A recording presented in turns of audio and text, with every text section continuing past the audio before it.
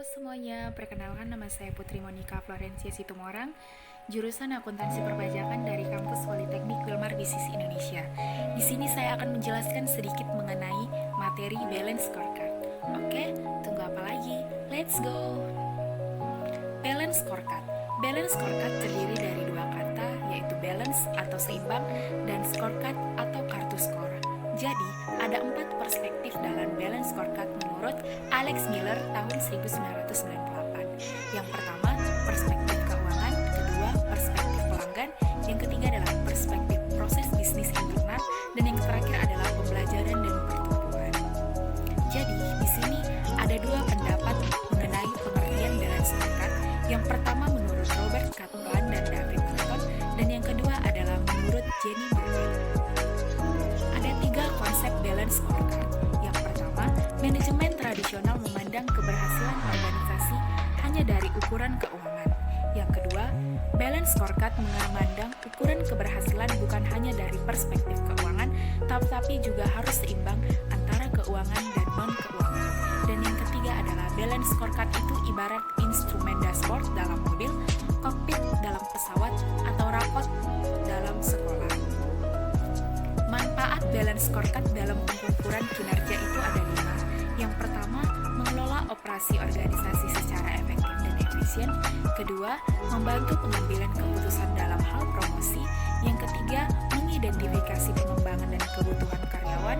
Keempat, menyediakan umpan balik bagi karyawan. Dan yang terakhir adalah menjadi dasar bagi pemberi reward ataupun punishment. Jadi di sini adalah presentasi mengenai 4 perspektif keuangan yang juga terdapat beberapa bagian di dalamnya. Sebagai contoh, dalam perspektif keuangan terdapat pendapatan, biaya, laba bersih, arus kas, dan nilai aset. Begitu juga dengan bagian-bagian dari ketiga perspektif lainnya. Balance scorecard. Setiap perspektif memiliki komponen penting, dan keempat komponen utama ini diterjemahkan dan diarahkan oleh vision dan strategi. 4 komponen utamanya adalah tujuan, ukuran atau indikator, target, dan inisiatif atau langkah upaya. Proses BSC dengan visi dan strategi. Visi dan strateginya memiliki 4 perspektif, dan yang pertama tadi keuangan, kedua pelanggan, ketiga proses internal, dan keempat adalah perspektif pertumbuhan. Tahapan implementasi BSC ada 11. Yang pertama adalah visi dan misi, kedua tujuan, ketiga peta strategi, keempat bobot, kelima sasaran strategi, keenam adalah indikator kinerja utama, ketujuh program kerja, kedelapan target, kesembilan realisasi, kesepuluh skor, dan yang ke-11 adalah rekomendasi. Baiklah, mari kita bahas satu persatu tahapan implementasi balance scorecard. Tahapan yang pertama adalah klarifikasi visi. Di sini adalah contoh visi Dinas Pendidikan Provinsi Sumatera Utara, yaitu terwujudnya pelayanan pendidikan bertaraf nasional di Provinsi Sumatera Utara. Mereka menyediakan 4 pernyataan dan di sampingnya ada di kolom uji visi, ya, belum, atau tidak. Dan selanjutnya klarifikasi misi. Yang pertama meningkatkan sarana dan sarana pelayanan pendidikan, dan yang kedua mengembangkan model-model pembelajaran yang berkualitas. Dan mereka juga menyediakan 5 pernyataan misi. Dan di sampingnya juga terdapat kolom uji misi. Tahapan yang kedua adalah tujuan. Tujuan merupakan hasil yang ingin kita capai. Tujuan dalam balance scorecard berlandaskan dalam 4 perspektif yang kita bahas sebelumnya tadi sebagai bagian faktor lingkungan strategis internal dan eksternal yang penting dan berpengaruh kuat. Tujuan dalam bisnis tergambar dalam tujuan perspektif keuangan. Contoh tujuan organisasi publik Dinas Pendidikan Sumatera Utara yaitu meningkatkan kecerdasan siswa dan siswi. Tahapan yang ketiga adalah peta strategi. Peta strategi menggambarkan hubungan kausal antara tujuan sebagai suatu kesatuan. Peta strategi juga merupakan peta jalan atau roadmap agar pelaksanaan kegiatan berhasil dengan sebaik-baiknya. Tahapan ketiga ketiga berikutnya adalah peta strategi.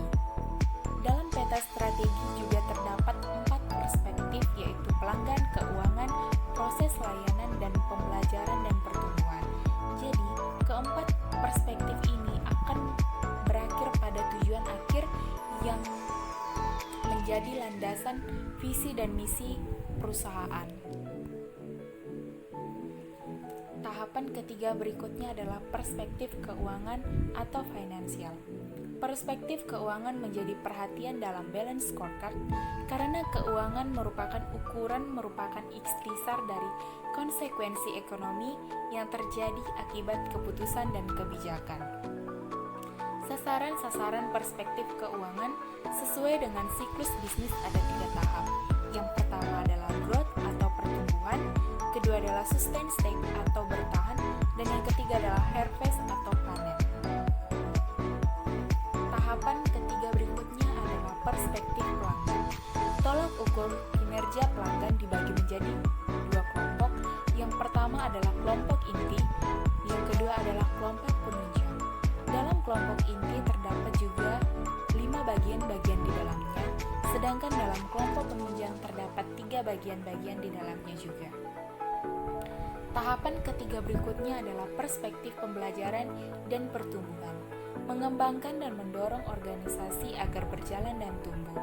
Tujuan dari perspektif pembelajaran dan pertumbuhan adalah menyediakan infrastruktur untuk mendukung pencapaian 3 perspektif lainnya. Di sini terdapat contoh model keterkaitan 4 perspektif. Di sini ada tabel perspektif yang diisi dengan 4 jenis perspektif, dan di sampingnya terdapat tabel peta strategi yang dimulai dari penyediaan anggaran secara rutin, penguatan kelembagaan, optimalisasi, kompetensi pengajar, proses pembelajaran, penerapan standar kurikulum, dan kepuasan masyarakat. Tahapan yang keempat adalah bobot. Kriteria penentuan bobot tidak ada standar baku.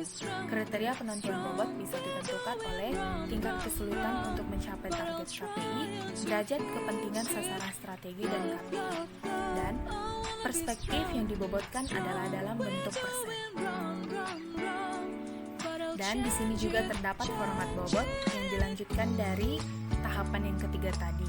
Jadi di sini terdapat bobot perspektif dari 4 jenis perspektif lainnya. Yang dimulai dari bobot perspektif finansial yaitu 20, learning and growth ada 10, 10 dan 10, dan perspektif proses internal ada 15, 15, dan yang terakhir adalah bobot perspektif pelanggan adalah 20. Sehingga total dari bobot perspektif adalah 100. Tahapan yang kelima adalah sasaran strategi. Sasaran strategi merupakan bagian dari peta strategi yang menggambarkan kegiatan yang harus dilaksanakan. Jadi di sini ada format sasaran strategi yang dilanjutkan dari tahapan keempat tadi. Di sini terdapat sasaran strateginya dari 4 perspektif, yang dimulai dari perspektif finansial yang memiliki sasaran strategi terpenuhi kebutuhan pembiayaan, learning and growth yang memiliki 3 sasaran strategi, dan proses internal juga memiliki 2 sasaran strategi, dan yang terakhir adalah pelanggan yang memiliki sasaran strategi meningkatnya kecerdasan siswa. Tahapan ke-6 adalah tolak ukur kinerja. Tolak ukur dalam balance scorecard menggunakan indikator kinerja utama atau IKU. Dan ini adalah contoh tolak ukur kinerja. Yang dilanjutkan dengan tahapan kelima ada kolom indikator kinerja utama atau IKU. Yang kita mulai dari perspektif finansial memiliki IKU persentase penyerapan anggaran, dan learning on growth memiliki 3 indikator kinerja utama, dan proses internal memiliki 2 indikator kinerja utama, dan yang terakhir adalah perspektif pelanggan yang memiliki indikator kinerja utama adalah tingkat kelulusan berdasarkan UAN 80%. Tahapan ketujuh adalah rencana tindak. Program kerja, rencana kerja tahunan atau RKT adalah kegiatan untuk mencapai tujuan. Jadi, rencana tindak atau aksi dituangkan ke dalam suatu format.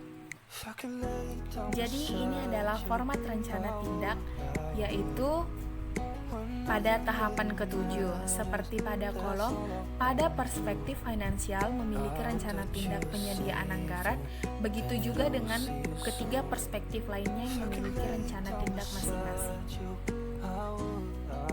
Kita lanjutkan pada tahapan ke-8 adalah target. Target merupakan tingkat pencapaian kinerja yang diharapkan secara kuantitatif.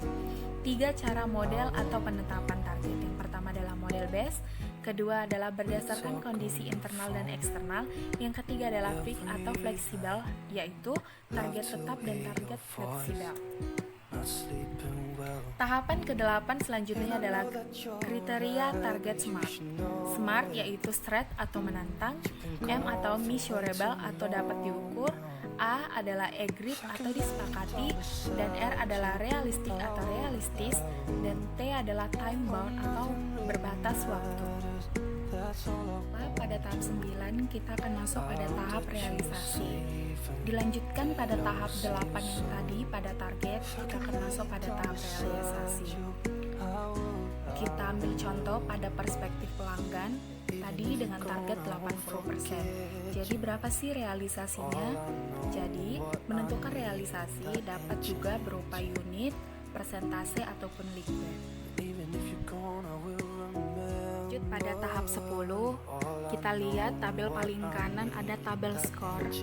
Sebagai contoh, kita lihat pada perspektif pelanggan skornya ada 20. Kenapa 20? Kita lihat pada tabel bobot perspektif juga 20 pada tahap keempat. Dan pada tabel target 80% dan terrealisasi 80%, sehingga diambil seluruh bobot perspektif, maka skornya 20. Dan sebagai contoh lagi kita ambil pada perspektif learning and growth, terwujudnya lembaga pendidikan yang profesional. Targetnya 5 dari 5. Tapi yang terrealisasi 3 dari 5, sehingga skornya 6.